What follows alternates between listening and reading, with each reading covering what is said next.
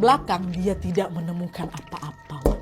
Perasaannya udah mulai gak enak nih, Wak. Arsen pun langsung lah buru-buru nyelesain mandinya kan, dan bergegas keluar, dan dia pun langsung berganti baju. Dan pas dia jalan menuju ke lemari, dari cermin dia tengok ada bayangan sosok perempuan. Dan bayangan itu adalah sosok perempuan yang sama seperti yang dilihat Arsen beberapa waktu yang lalu, Wak. Sosok sundel bolong tuh lah yang nyerupain mamanya tuh, ha? Arsen lagi-lagi hanya bisa diam mematung sambil pandangannya terus tertuju ke pantulan bayangan sundel bolong yang ada di cermin itu. Dan perlahan-lahan sundel bolong itu malah yang Wak ngedekatin si Arsen. Posisinya lagi-lagi dekat kali, Wak. Tepat di belakang Arsen itu loh, ha? Lalu lagi-lagi dengan tangan keriputnya sosok itu memeluk Arsen dari belakang, Wak. Di posisi itu Arsen dapat merasakan perut si sundel bolong tuh nempel di belakang aku, di punggung aku, dan dia kebayang gak sih kalian? Ya Allah. Dan di momen itu juga sundel bolong ini pun berbisiklah di telinga kirinya si Arsen. Dia bilang ini, yen kowe melu dadi abdiku, tak aweh sekabehan sing kowe gelemi. Nah, mendengar kalimat tersebut, seketika badan Arsen ini terasa berat kali, Wak. Lemas, kepala aku sakit langsung Nadia. Dan pandangan si Arsen kabur. Tanpa menunggu waktu lama, tiba-tiba pandangan Arsen ini gelap total, Wak. Pengsan si Arsen. Iyalah, menurut Ngana dipeluk sama sundel bolong dari belakang, udah ngomong kayak gitu pula dia. Kebayang gak sih kalian badan kalian lengket ya, lagi pengen-pengennya mandi ya, tiba dipeluk sama sundel bolong, ya Allah. Dan cukup lama waktu itu Arsen tuh pingsan, dan ketika dia terbangun, waktu telah menunjukkan jam 1 malam. Aduh, bete banget ya bangun jam segitu kan. Arsen langsung lah buru-buru pakai baju dan dia pindah tidur. Dia masih terngiang-ngiang kejadian sebelum dia pingsan itu, Wak. Susah tidur lah dia langsung. Sampai akhirnya tiba-tiba nih, Wak, ya terdengarlah ada lagi suara orang gedor pintu kamarnya. Tok tok tok. Barusan ada kejadian horor, tiba tengah malam pintu aku digedor, ya kan. Arsen ketakutan lah. Dia langsung teriak, "Siapa?" "Ibu, Sen, ibu bukain pintunya," kata. Lega si Arsen nih waktu tahu kalau ternyata yang ngegedor pintunya itu adalah mamanya. Dia pun langsung lah buka pintu kan dan mempersilahkan ibu masuk. Bu, masuklah bu, masuk.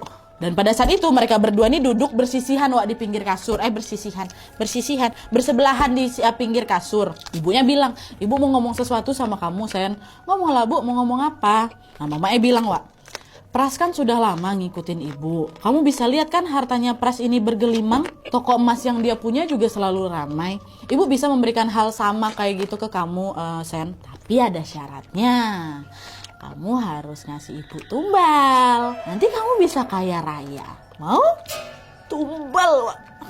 Nah, mendengar ucapan ibu yang super duper mengejutkan itu tuh si Arsen langsung melongok lah dia. Arsen gak nyangka sama sekali ternyata ibunya bakal bilang kayak gitu, Wak. Pasti ibu ngomong kayak gitu tiba-tiba kan. Dan di momen itu samar-samar, Wak, Arsen mencium aroma anyir darah menguap dari tubuh mamanya.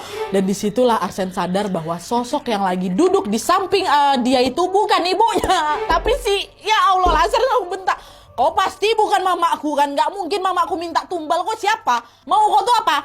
Aku gak mau ikut sama kau ya. Pergi kau." Nah, setelah ngebentak si sosok itu, Arsen pun langsung lari keluar kamar. Tapi ternyata entah kenapa waktu itu pintu kamarnya si Arsen ini, Wak, terkunci.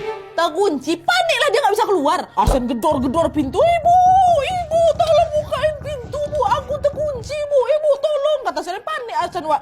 Sekuat tenaga si Arsen berteriak kan, tapi tetap juga gak ada yang dengar. Dan sosok yang menyerupai ibu yang ada di belakangnya tadi akhirnya langsung menampakkan lagi wajah aslinya, Wak. Dan lagi-lagi yang meneror Arsen pada saat itu adalah sosok sundel bolong yang sama juga. Dan kali ini sundel bolong itu betul-betul kayak marah gitu loh, Wak, sama si Arsen. Dia bangkit dari tempat duduknya, dia langsung datengin si Arsen yang masih sibuk berusaha buka pintu itu. Dengan amarah yang meluap-luap, sundel bolong ini langsung dicekeknya leher si Arsen, Wak.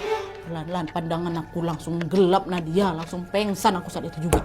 Dah, baru aja pingsan tadi itu, bangun sebentar, didatengin lagi, pingsan lagi untuk kedua kalinya kan. Dan baru sekitar jam 2 dini hari, Wak, Arsen tuh tersadar dari pingsannya tuh gak begitu lama kali dia pingsan. Dan posisinya waktu itu Arsen masih terbaring di depan pintu dengan ibunya yang sedang berusaha membangunkan Arsen. Sen, bangun, Sen, ayo bangun, kamu bisa bangun, nak, kenapa kamu bisa pingsan di sini? Kata, ayo bangun, kata mamanya. "Iya, Mah. Aduh, Mah, kata gitu kan. Nah, setelah kesadarannya si Arsen itu tutup pulih, barulah Arsen dipeluk Mama. Di situ Arsen menceritakan lah Wak semua kejadian horor yang baru aja menimpa ya hari itu. Udah nggak dipikirkan lagi mamanya yang skeptis ini bakal percaya apa enggak. Arsen tetap cerita tuh karena dia nggak sanggup lagi menyimpan ini semua sendirian Wak. Dan kalian tahu gimana respon mamanya setelah mendengar cerita Arsen? Tanpa diduga, mamanya yang skeptis ini seketika menangis meraung. Wah, ibu langsung Arsen, dipeluk ya si Arsen dengan erat kan. Dan sambil sesenggukan ibunya si Arsen bilang, ibu percaya Arsen, ibu percaya, ibu juga lihat soalnya. Katanya, katanya, enggak dong, si Arsen kan lagi ini, kenapa dia jadi kaget kayak gitu? Gitu mungkin kan lagi nangis si Arsen. Ibu lihat juga, iya ibu lihat juga nak katanya. Nah jadi ternyata Wak di waktu yang sama ketika Arsen ini didatengin sama sundel bolong tadi,